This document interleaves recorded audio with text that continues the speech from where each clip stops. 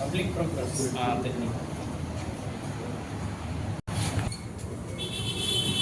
నేనైతే ఈ రోజున మన శాసనసభ్యులు కేటీఆర్ గారు వచ్చి ఎన్నికలంటే భయపడుతున్నామని చెప్పి అంటున్నారు. ఎన్నికలంటే భయపడే వాళ్ళం మేము కాదు, మేము స్థానికంగా ఉండి దేనికైనా సంసిద్ధంగా ఉన్న వ్యక్తులము. మా ముఖ్యమంత్రి రేవంత్ రెడ్డి గారు కామారెడ్డి డిక్లరేషన్, ఆ తర్వాత బీసీలకు 42% రిజర్వేషన్ కల్పించినందుకు దేశంలో ఆ రోజు భారత్ జోడో యాత్రలో రాహుల్ గాంధీ గారు ఈ కార్యక్రమాన్ని చేపట్టడం, ఆయన ఆ కార్యక్రమం చేపట్టిన నుండి మొదలుకొని దాని ఒక ఇంప్లిమెంటేషన్ ప్రకారం తెలంగాణనే మన దేశంలో ఫస్ట్ ఈ 42% రిజర్వేషన్ ఇస్తామని చెప్పి అన్నాం. అది కొంత లీగల్గా కావచ్చు, కోర్టులు కావచ్చు, పార్లమెంటు బిల్లుగా కావచ్చు, ఇవన్నీ మనకు అవరోధాలుగా ఉన్న కాంగ్రెస్ పార్టీ 42%కు రానున్న ఎన్నికలలో మేము దీని ప్రకారం మేము పోతామని చెప్పి అసెంబ్లీలో మనం బిల్ పాస్ చేసుకొని ఈ ప్రకారంగా వెళ్దామని ఒకటి చక్కటి ఆలోచనతో ఈ బీసీలకు వెన్నుదన్నుగా రాష్ట్ర కాంగ్రెస్ అధ్యక్షులు మహేష్ కుమార్ గౌడ్ గారు కానీ, మా ముఖ్యమంత్రి గారు కానీ, మా పొన్నం ప్రభాకర్ బీసీ అమాత్యులు కావచ్చు, ఇక్కడ మా జిల్లా అధ్యక్షులు ఆర్ శ్రీనివాస్ కావచ్చు, మంత్రి శ్రీధర్ బాబు గారు, ఇంతమంది పటిష్టమైన నాయకత్వంలో మేము భయపడరా ఏమన్నారా అని గత ఎన్నికల్ని చూపించారు. ఏమైందో రిజల్ట్ మీకు తెలుసు.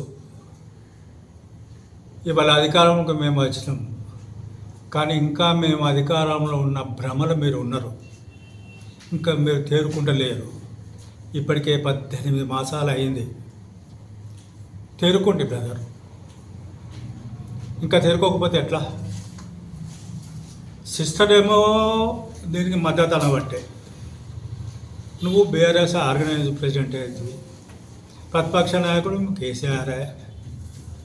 మీరే మీ పార్టీలో విభిన్నంగా డిఫరెంట్ స్టేట్మెంట్లు ఇచ్చుకుంటారు. మీరే ఒక గందరగోళ పరిస్థితులు ఉండి మమ్మల్ని భయపడుతున్నారు రా అంటే దేనికి భయపడాలి? ఎందు గురించి భయపడతాం? ఎన్నికలు జరగాలి, బీసీలకు న్యాయం జరగాలి అనే ఉద్దేశంలో మేము ఇప్పుడు సెప్టెంబర్ లోపల ఎలక్షన్ చేయాలని చెప్పి ఏదైతే హైకోర్టు మనకి ఇచ్చిన జడ్జిమెంట్ ప్రకారం ముందుకు వెళ్దామని చెప్పి మా ముఖ్యమంత్రి గారు సంసిద్ధుడై కాలికి బట్టకుండా ఇక్కడ సిరిసిల్ల నుండి, హైదరాబాద్ నుండి, తెలంగాణ నుండి దేశవ్యాప్తంగా తిరుగుతుండు. దేని కొరకు? మాకు బీసీలకు జరిగిన అన్యాయం కొరకు, మనకు రిజర్వేషన్ కావాలని చెప్పి 37% ఉన్నదాన్ని 24 ఎత్తివి నువ్వు నీ ప్రభుత్వం, నీ హయాంలో. నేను 42 పోతా అంటే దీంట్లో అన్యాయం జరిగిందని ఒక పార్టీ అంటారు, ఇంకో పార్టీ ఇంకో డిఫరెంట్ అంటారు, మీరేమో భయపడుతున్నారు ఎన్నికలు అంటారు. ఇప్పటికీ మీకు తగిన ఇప్పుడు ఏదైతే అధికారంలో మీరు కోల్పోయారో, మొన్న ప్రజలు తీర్పు ఇచ్చిన దానికి ఇంకా మీకు గుణపాఠం మీరు నేర్చుకోలేదు. తప్పనిసరిగా ఈ ఎన్నికల్లో కూడా మరొకసారి మేము గెలిచి మేమేందో మా సత్తా ఏందో మా పార్టీ ఏందో మేమేందో మేము అన్నిటికీ రెడీగా ఉన్నాం. దయచేసి ఈ వట్టట్టు ముచ్చట్లు ఏదో నెలకు 2 నెలలకు నువ్వు వచ్చి భయపడుతున్నావా, నువ్వు ఇంటర్ కూర్చున్నారా, మీరు ఉన్నారా, ఓకే వేస్ట్ ఆఫ్ వర్క్. ప్రాక్టికల్గా రండి. మీరు మీ వైఖరి మొదలు మీరు చెప్పండి. 42% మేము ఇస్తామంటున్నాం, దానికి మీరు సపోర్ట్ చేస్తారా లేకుంటే ఇంకా మీ ఉద్దేశం ఏంది? స్వయాలుగా మీ చెల్లెలే కదా మేము సపోర్ట్ చేస్తున్నా, నా లైన్లకు బీఆర్ఎస్ వస్తుంది అంటున్నది. ఇవన్నీ మీరు ముందు మీ ఇంటి సమస్యలన్నీ పరిష్కరించుకోండి. పరిష్కరించుకొని మీకు ఒక ఆలోచన కొద్దీ ఎన్నికలకు రాండి. ఎన్నికలు వచ్చిన మిమ్మల్ని పట్టించుకోవడానికి ఇక్కడ ఎవరు సిద్ధంగా లేరు. అన్నీ చేస్తున్నామని అన్నీ కాకుండా ఇవాళ సన్నబియ్యం ప్రతి పేదవాడికి సన్నబియ్యం తినిపించాలన్న కోరిక కొద్దీ ఒక సక్సెస్ఫుల్గా సన్నబియ్యం కార్యక్రమం తీసుకున్నాం. ఉచిత బస్సు తీసుకుంటున్నాం. గ్యాస్ సబ్సిడీ ఇస్తున్నాం. 200 కరెంట్ యూనిట్లు ఇస్తున్నాం. ఇట్లా చేసుకుంటూ మీరు ఎందుకు ఎత్తుర్రు చేసేదాకా మీరు ఎందుకు ఎత్తున్నాం రైతు రుణమాఫీ అది కాకుండా మంచుకుండు అన్నాడు. చూస్తారో ఏమో మీరు మేము చేసే వరకు వల్ల బాధ్యత చేతలేరు ఇదేంటి? ఒక్క రేషన్ కార్డు ఇచ్చారా బ్రదర్ మీరు? ఇలా తెలంగాణ వ్యాప్తంగా అర్హులైన పేదలందరికీ రేషన్ కార్డులు ఇవ్వడానికి నా ప్రభుత్వం ముందుకొచ్చి మొన్ననే నల్లగొండ డిస్ట్రిక్ట్లో ఇనాగ్రేట్ చేసుకున్నాం. తెలంగాణ వ్యాప్తంగా మనం దీన్ని రేషన్ కార్డులు ఇస్తున్నాం. ఇందిరమ్మ డబుల్ బెడ్రూమ్ అంటివి